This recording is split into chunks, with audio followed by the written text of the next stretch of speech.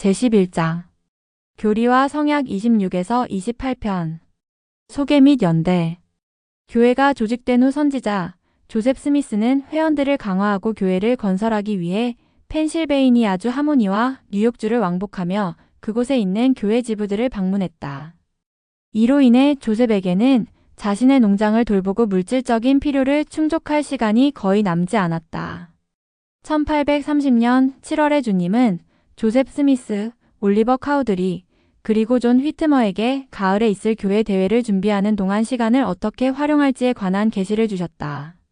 교리와 성약 26편에 기록된 이 계시에는 영적인 문제와 현세적인 문제 모두에 관한 지시와 교회의 만장일치의 원리에 관한 추가 지시가 주어졌다. 1830년 8월에 조셉 스미스는 하모니에서 성찬 준비를 위해 포도주를 구하러 가던 중 하늘의 사자를 만났다. 선지자는 성찬의 상징물에 관한 지시와 함께 하나님의 전신 갑주를 입는 것의 중요성에 관한 가르침을 받았다. 조셉 스미스가 받은 가르침은 교리와 성약 27편에 기록되어 있다.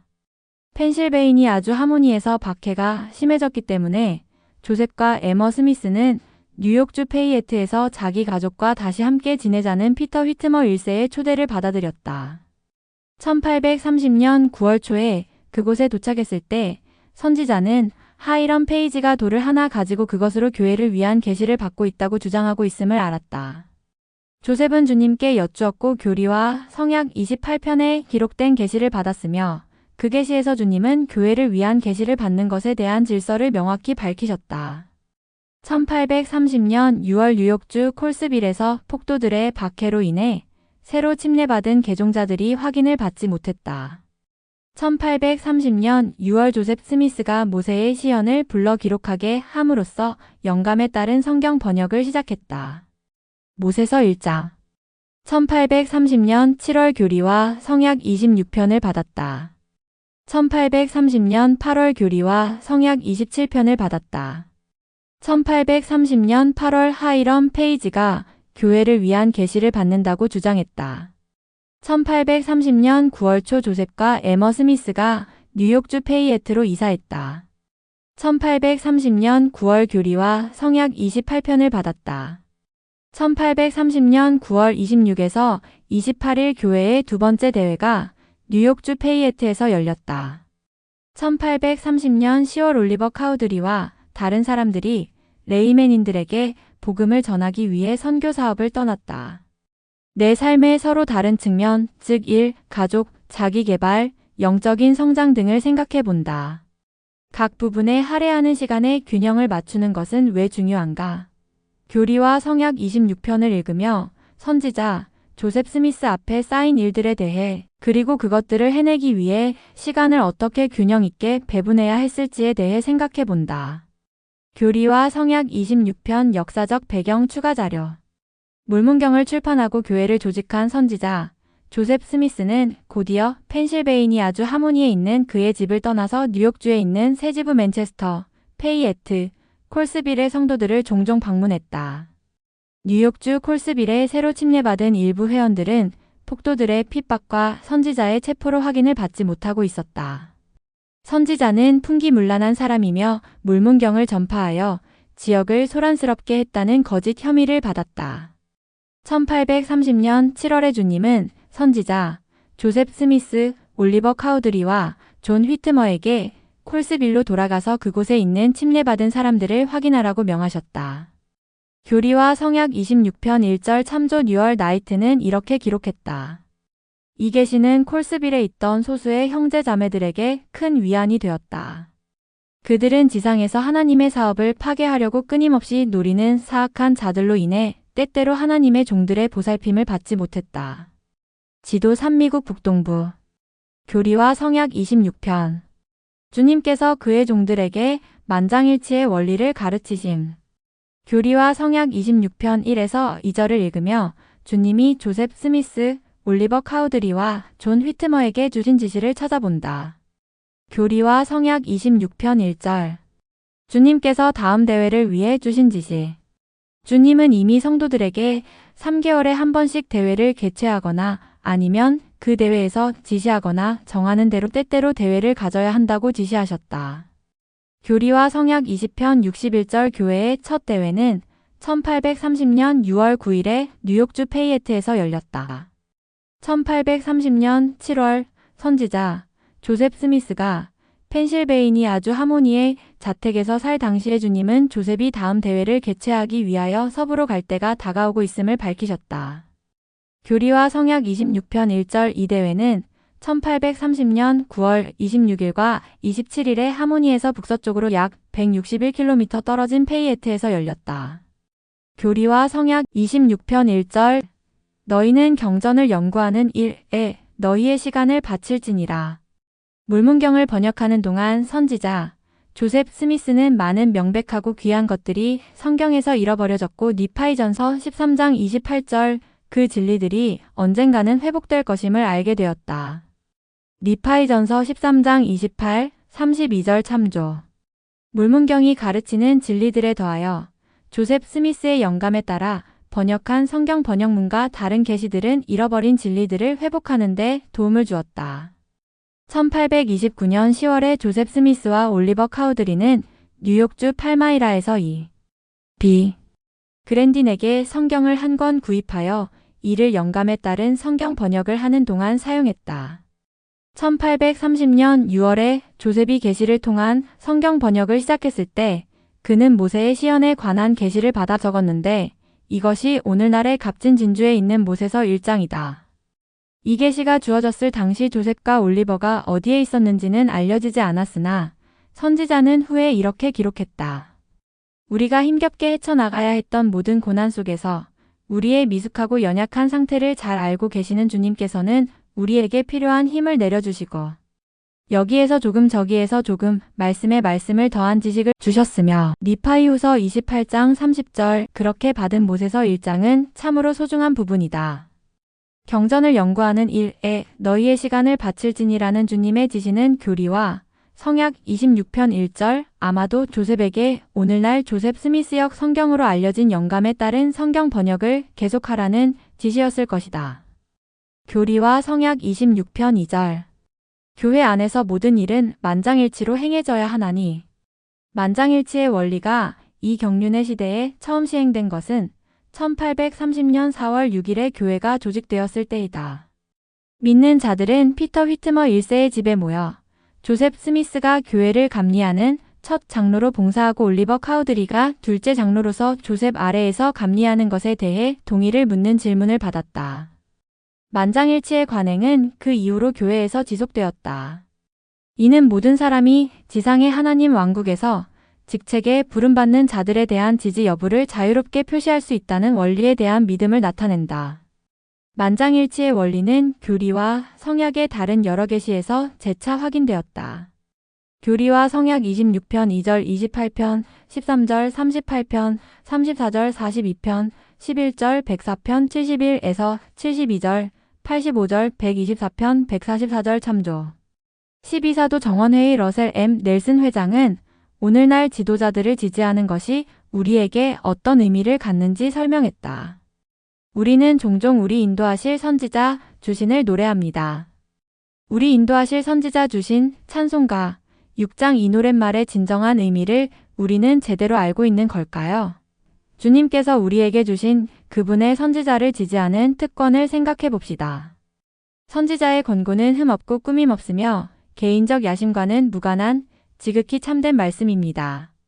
어떻게 하면 선지자를 진정으로 지지할 수 있을까요? 조셉 F. 스미스 회장님은 교회 회장이 되기 오래전에 이런 설명을 해주신 적이 있습니다. 교회의 여건을 지지하며 그저 단순한 형태로 그 손을 들어서뿐이 아니라 행동으로 그리고 진실되게 그렇게 하는 것은 성도들에게 부과된 중요한 의무입니다. 교회 회장들의 가르침 조셉 F. 스미스 1998, 211쪽 선지자를 지지하며 리아오나 2014년 11월호 74쪽 교회 조직 모임에서의 만장일치 묘사. 주님은 성도들에게 교회 안에서 모든 일은 만장일치로 행해져야 한다고 명하셨다. 교리와 성약 26편 2절. 조셉 필딩 스미스 1876에서 1972년 회장은 지지를 표하는 목적이 주님께서 절차에 따라 부르신 사람들에 대한 선호를 표현하는 것은 아니라고 가르쳤다. 신권 지도자들은 하나님 아버지가 주시는 영감에 따라 부름받을 사람을 선정하며 그 다음에 대회나 다른 모임에 모인 자리에서 손을 들어 지지나 반대를 표하는 것은 후기 성도들의 의무입니다. 저는 반대할 만한 정당한 이유를 지도자들 앞에 내놓을 수 없다면 누구도 반대한다고 거수할 권리가 없다고 봅니다. 다시 말하면 교회의 어떤 직책에 임명된 사람이 비행을 범한 죄가 있거나 교회의 법을 범하여 부름을 받으려는 직책에 합당하지 못하다는 뚜렷한 근거가 없이 단지 자신이 그를 좋아하지 않는다거나 어떤 개인적인 불화나 자신의 느낌으로 인해 그에게 반대하는 손을 들어서는 안 된다는 것입니다. 구원의 교리 브루스 R. 맥콘키 편 1956년 3권 106에서 107조 교회 회원들이 토마스 S. 몬슨 회장을 교회의 회장으로 지지한 후 12사도 정원회의 로버트 D. 헤일즈 장로는 교회의 만장일치의 법이 갖는 성약의 본질을 강조했다. 그는 우리가 손을 들 때 이것은 단순한 거수라기보다는 개인적인 결심이고 나아가 율법과 의식과 계명과 하나님의 선지자를 지지하고 따르겠다는 성약을 맺는 것이라고 가르쳤다. 아버지 하나님과 그의 아들 예수 그리스도와 성신에 대한 간증을 얻은 리아오나 2008년 5월 29쪽 교회에서 모든 일이 많은 기도와 신앙으로서 만장일치로 행해짐이 나에게 어떤 식으로 축복이 되는가? 교리와 성약 26편 2절 교리와 성약 27편 역사적 배경 추가 자료 뉴욕주 콜스빌 조셉 나이트의 농장에 있는 피커럴 연못 에머 스미스는 뉴욕주 콜스빌의 조셉 나이트의 농장에 있는 피커럴 연못 근방에서 침례를 받았다. 1907년경 사진 교회 역사 도서관 및 기록 보관소 제공 선지자 조셉 스미스가 뉴욕주 콜스빌로 돌아가기 전인 1830년 8월에 뉴얼과 셀리 나이트 부부는 펜실베이니아주 하모니로 조셉과 에머 부부를 방문했다. 6월에 있었던 폭도의 박해 때문에 셀리 나이트도 에머 스미스처럼 교회 회원으로 확인받지 못하고 성신의 은사도 받지 못한 상태였다. 나이트 부부가 집으로 돌아가기 전에 이들은 함께 성찬을 취하고 확인 의식을 하기로 했다. 조셉은 이렇게 기록했다. 나는 성찬에 쓸 포도주를 구하러 길을 나섰는데 얼마 못 가서 하늘의 사자를 만났다. 조셉은 그 사자로부터 교리와 성약 27편에 기록된 가르침을 받았다. 조셉은 집으로 돌아왔고 그들은 손수 만든 포도주를 준비한 다음 참석자들은 작은 모임을 가지고 성찬을 취했으며 에머와 셀리는 확인을 받았다. 후에 선지자는 이렇게 기록했다. 주님의 영이 우리에게 충만하게 임했고 우리는 주 하나님을 찬양하며 참으로 기뻐했다. 교리와 성약 27편 1에서 4절 조셉 스미스가 성찬 상징물에 관한 진리를 배움 1830년 8월의 교회는 아직 초창기였고 성찬 의식은 겨우 몇 번만 집행되었을 뿐이었다. 교리와 성약 27편 1에서 4절을 읽고 하늘의 사자가 조셉 스미스에게 성찬에 관해 무엇을 가르쳤는지 찾아본다.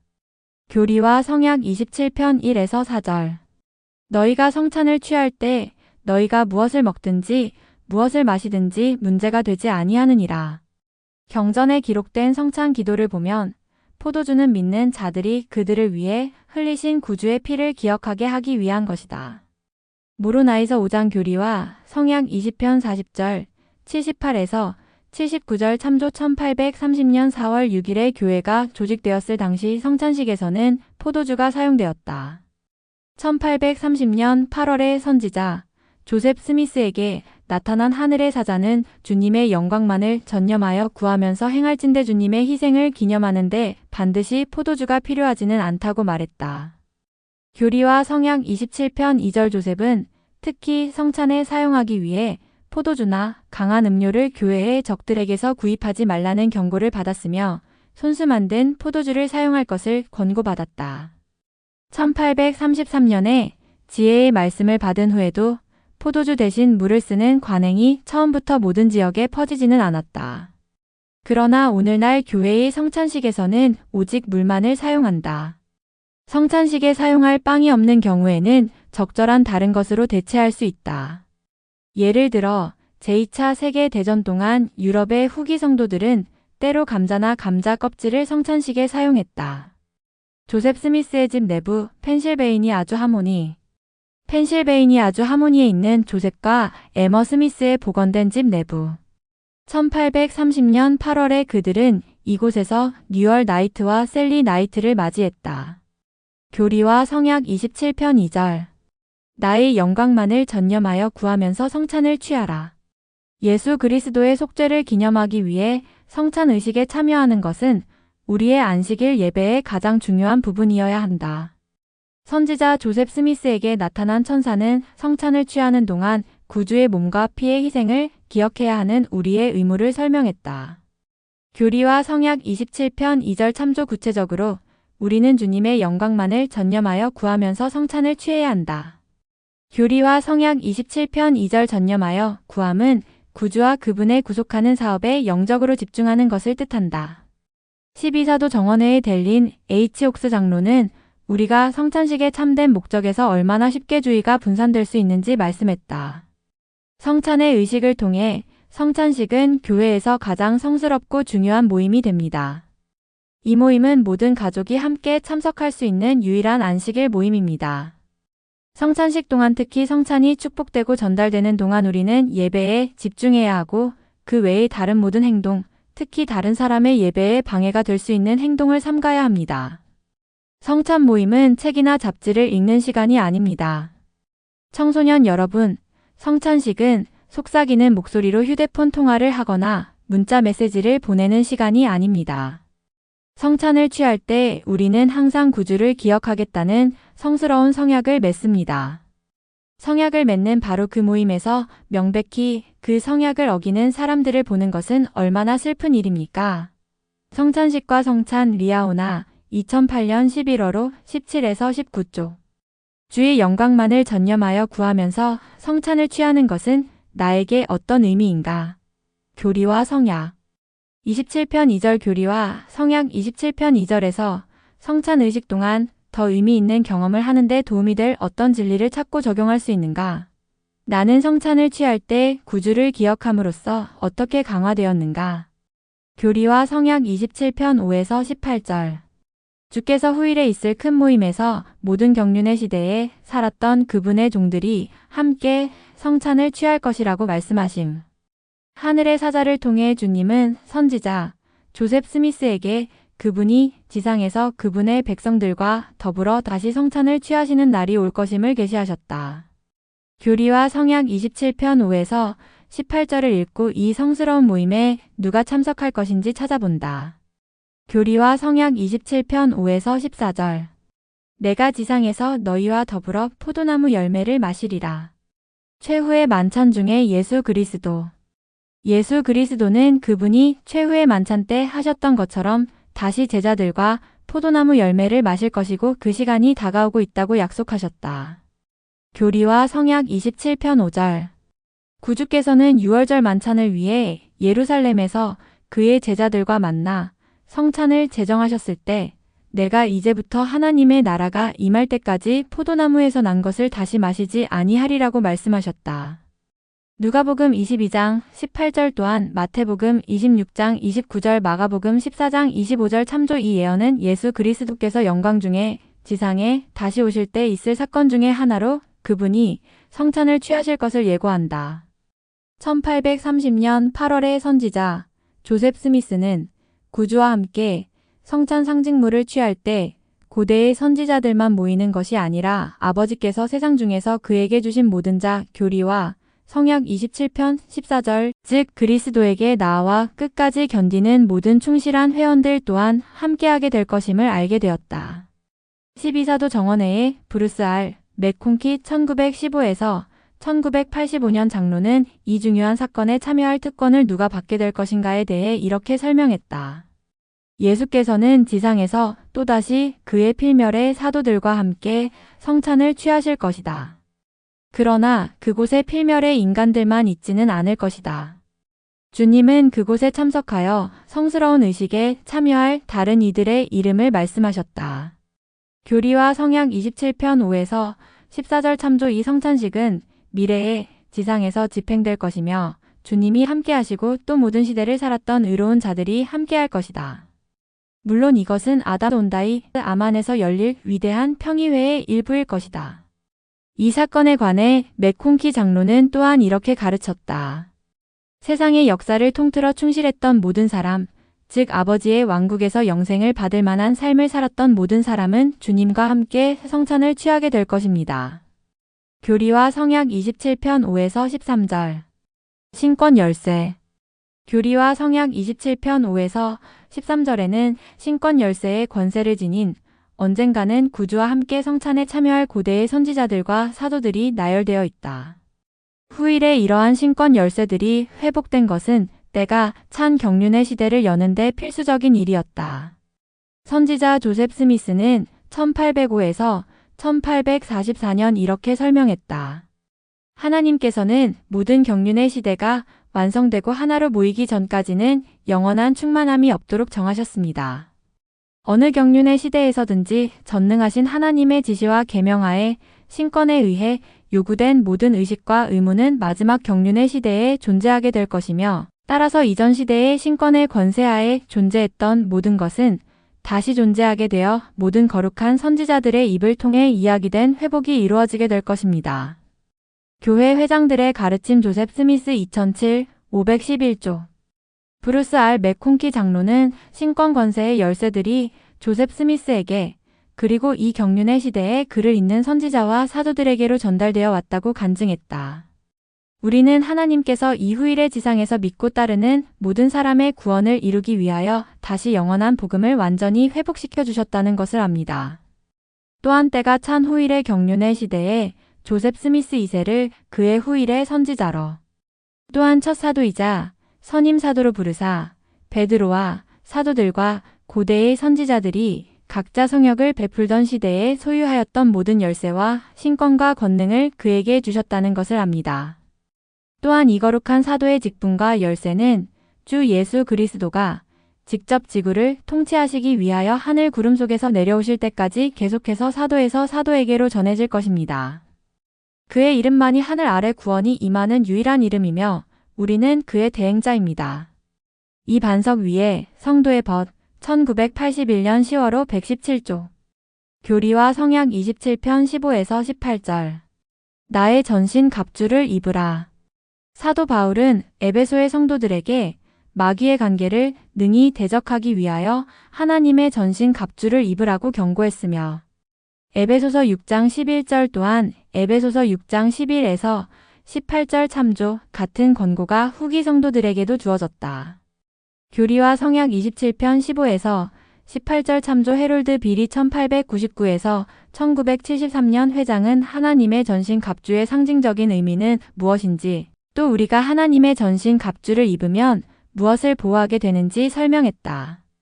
우리 몸에는 사도 바울이 어둠의 세력에 가장 취약하다고 본 네 부분이 있습니다.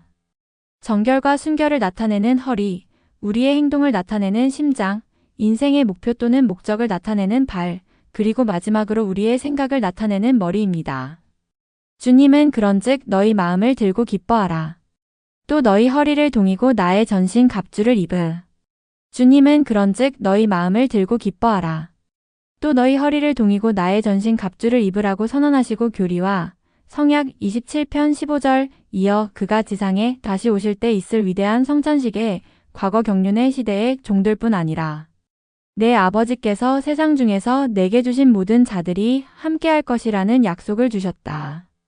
교리와 성약 27편 14절 이것은 하나님의 전신 갑주를 입는 것과 구주께서 영광 중에 지상에 다시 오시기 전에 그와 함께 모이는 자로 헤아림을 받도록 준비하여 합당하게 되는 것 사이에 밀접한 연관이 있음을 보여준다.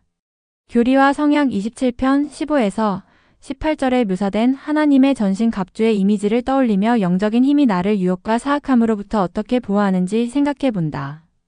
이 성구에서 약속하는 도움과 보호를 받기 위해 내가 할 수 있는 일은 무엇인가? 교리와 성약 28편 역사적 배경 추가 자료. 교회가 조직된 날, 주님은 그의 교회의 회원들에게 선지자의 모든 말과 계명에 주의를 기울일지니 그의 말을 마치 내 자신의 입에서 나온 것 같이 받아들일지니라고 명하셨다. 교리와 성약 21편 4에서 5절. 그러나 교회 회원들이 이 교리의 의미를 온전히 이해하기까지는 시간이 걸렸다. 1830년 여름에 올리버 카우드리는 선지자 조셉 스미스에게 편지를 써서 현재 교리와 성약 20편 37절에 기록된 문장의 계명 중 하나에 오류가 있는 것 같다고 말하고 선지자에게 그 부분의 표현을 고치라고 지시했다. 조셉 스미스는 이렇게 설명했다. 나는 즉시 그에게 도대체 무슨 권세로 전능하신 하나님께서 주신 계시나 계명을 변경하거나 삭제하거나 덧붙이거나 없애라는 명령을 나에게 할 수 있느냐고 묻는 답장을 보냈습니다.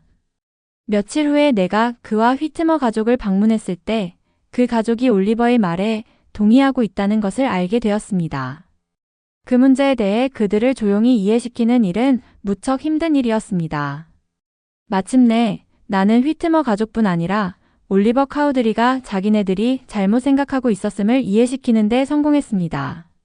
1830년 9월 초에 주님의 교회에서 계시가 주어지는 질서에 대한 또 한 번의 심각한 도전이 있었다.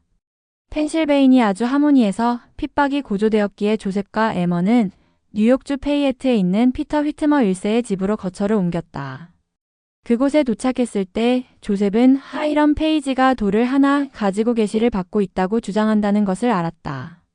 그렇게 받았다는 계시들에 대해 휘트머 가족과 올리버 카우드리는 흥분하고 지지하고 있었다. 교회의 두 번째 대회에 참석하기 위해 페이에트에 도착한 뉴얼 나이트는 다음과 같이 기록했다. 내가 도착했을 때 조셉 형제는 하이럼 페이지의 일로 심히 괴로워하고 있었다.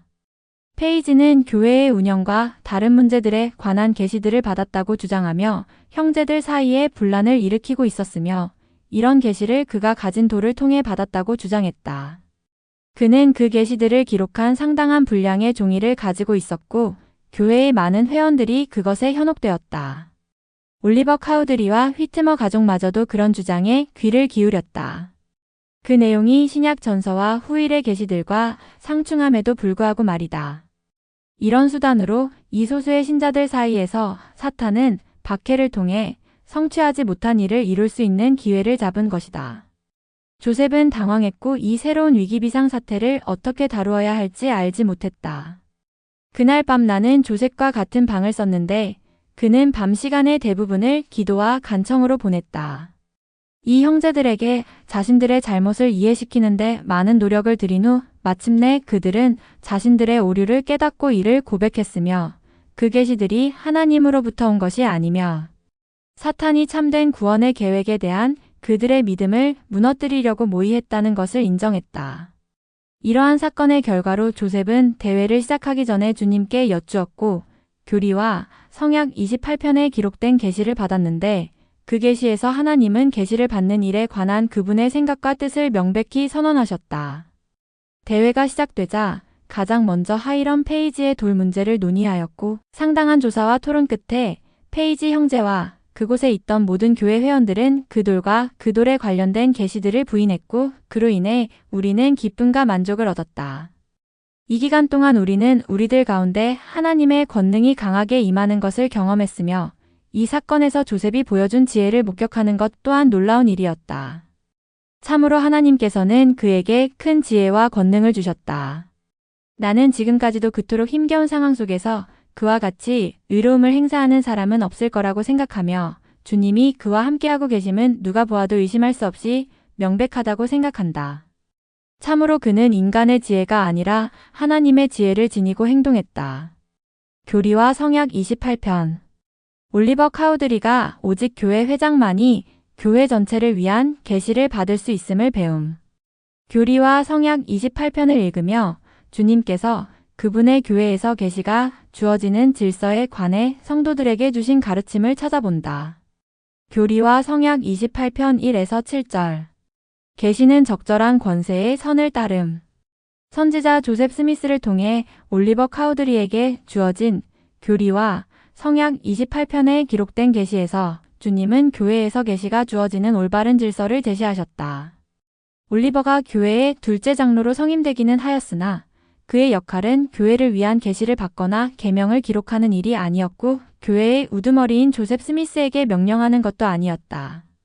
그보다는 올리버는 아론의 예에서 볼 수 있는 방식을 따라 주님의 선지자에게 주어진 계명과 계시들을 충실하게 선포해야 했다. 교리와 성약 28편 3절 모세와 마찬가지로 조셉 스미스는 그의 시대에 왕국의 열쇠들을 받은 선지자였다. 하지만 올리버는 그가 선지자 조셉 스미스에게 계시된 것들을 가르칠 때 보혜사의 인도를 받을 것이며 권능과 권세를 축복으로 받으리라는 약속을 받았다. 물문경의 번역을 마무리하는 조셉 스미스와 올리버 카우드리. 주님은 조셉 스미스와 올리버 카우드리를 모세와 아론에 비유하셨다. 교리와 성약 28편 2에서 3절 참조.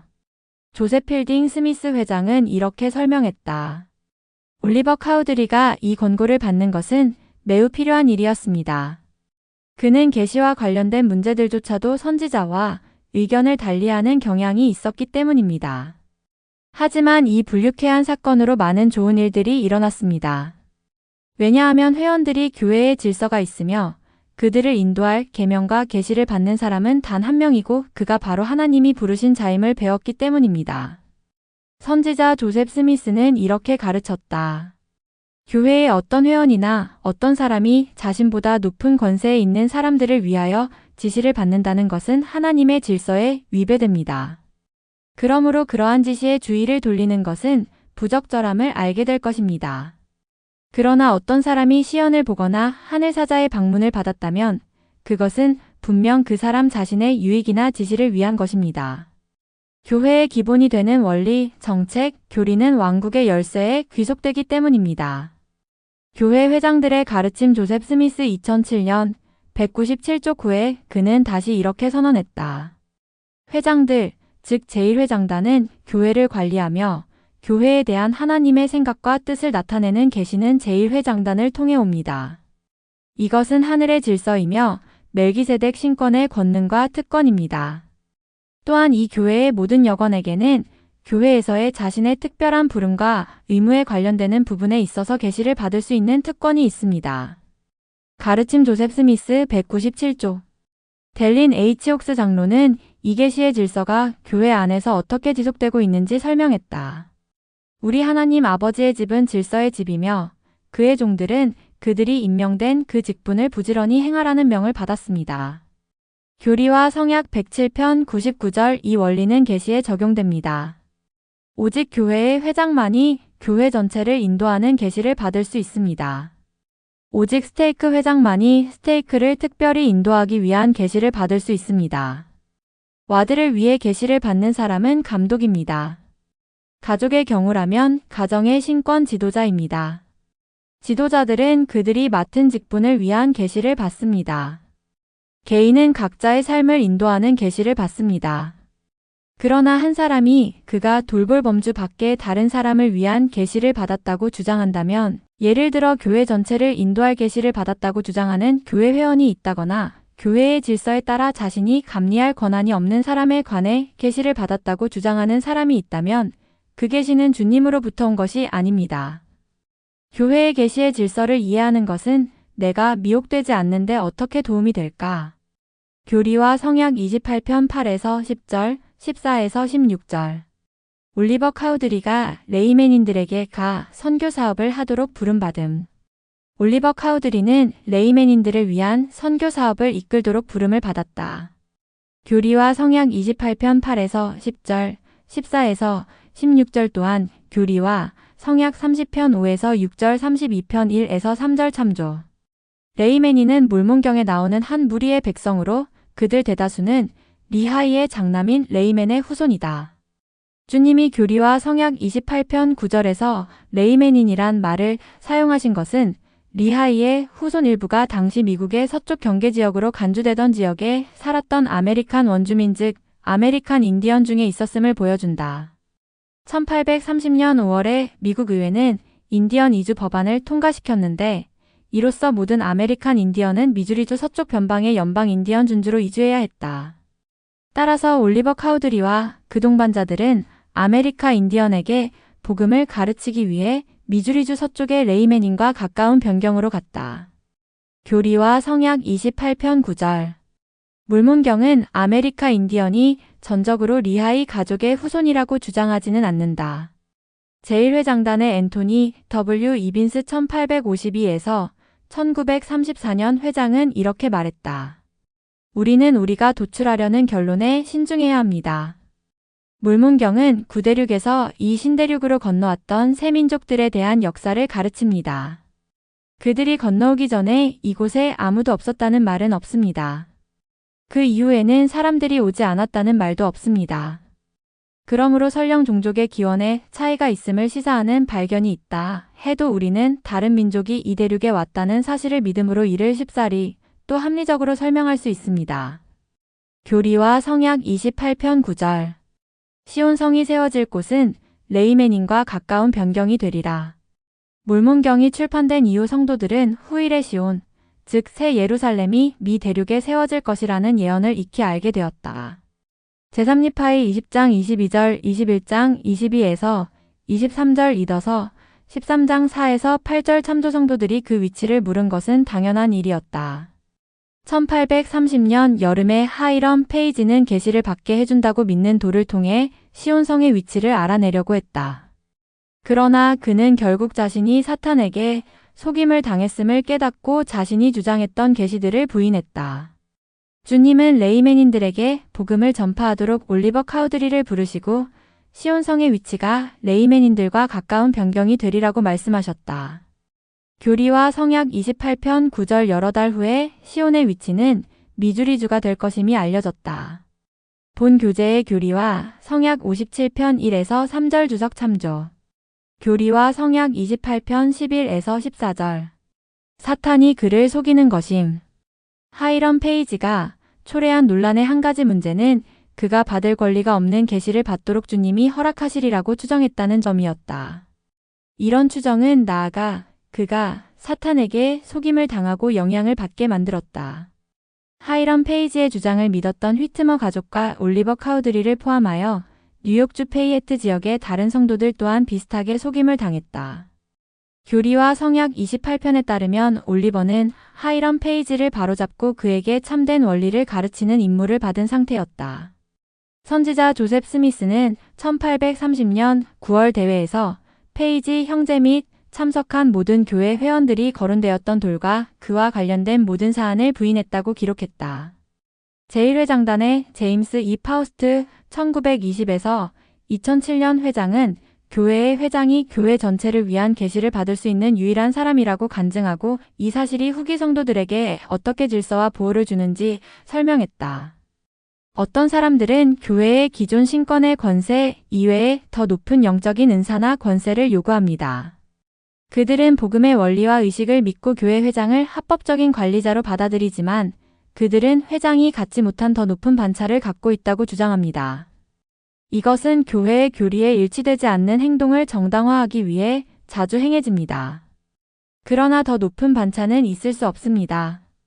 왜냐하면 교회의 회장은 지상의 하나님의 왕국의 모든 열쇠를 가지고 행사하기 때문입니다. 주님은 교회의 회장에 대해 이렇게 말씀하셨습니다. 그를 통하지 아니하고서는 다른 아무도 계명과 계시를 받도록 임명되지 아니하리니 교리와 성약 43편 4절. 교회를 위한 계시와 지도력은 교회 회장을 통해 계속됩니다. 그분은 결코 성도들을 잘못 이끌지 않습니다. 예언의 음성 리아오나 1996년 7월호 7조. 교리와 성약 28편 11절. 그 돌에서 취하여 기록한 것은 나에게서 말미암은 것이 아니요. 1800년대 초에 뉴욕주 북서지역에서는 개인이 돌이나 점을 치는 막대기와 같은 도구를 통해 초자연적인 지식을 받을 수 있다고 믿는 사람들이 많았다. 하이럼 페이지는 자신이 갖고 있는 돌 위에 단어들이 나타났다고 주장했다. 그는 자신이 그 단어들을 읽고 종이에 베끼면 돌 위에서 그 단어들이 사라지고 다른 단어들이 나타난다고 말했다. 주님은 하이럼 페이지의 거짓 계시를 크게 책망하셨다. 우림과 둠밈을 사용하는 것 외에도 조셉이 물문경의 일부분을 번역하는데 젊은 시절에 발견했던 선견자의 돌을 사용했을 수 있다. 선지자 조셉이 어떻게 우림과 둠밈을 사용하여 물문경을 번역했는지에 대해서 그리고 그 밖의 자세한 번역 과정에 대해서는 여러 가설이 존재한다. 그러나 12사도 정원회의 닐 A. 맥스웰 1926에서 2004년 장로는 다음과 같이 말했다. 단순하게 말해서 우리는 그 세세한 내용은 알지 못합니다.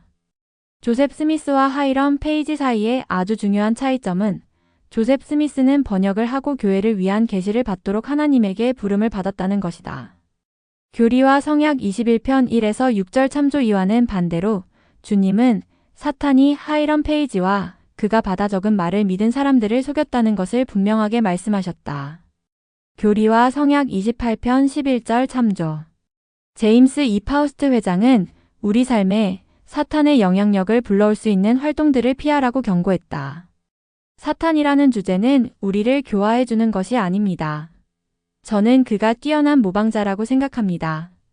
사탄과 그의 비밀에 대해 호기심을 갖는 것은 현명하지 못한 일입니다. 악에 가까이 다가감으로써 어떠한 좋은 일도 일어날 수 없습니다. 불장난할 때와 마찬가지로 불에 대기가 너무 쉽습니다. 안전을 위한 유일한 방법은 사탄과 그의 모든 사악한 활동, 못된 행위와 거리를 두는 것입니다.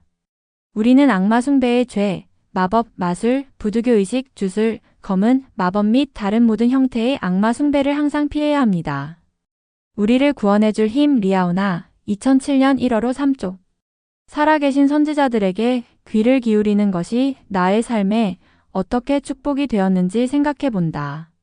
경전이나 살아계신 선지자들의 말씀과 상반되는 가르침을 가지고 나를 설득하려는 사람들이 있을 때 어떻게 대응할 것인지에 관해 결정을 내린다.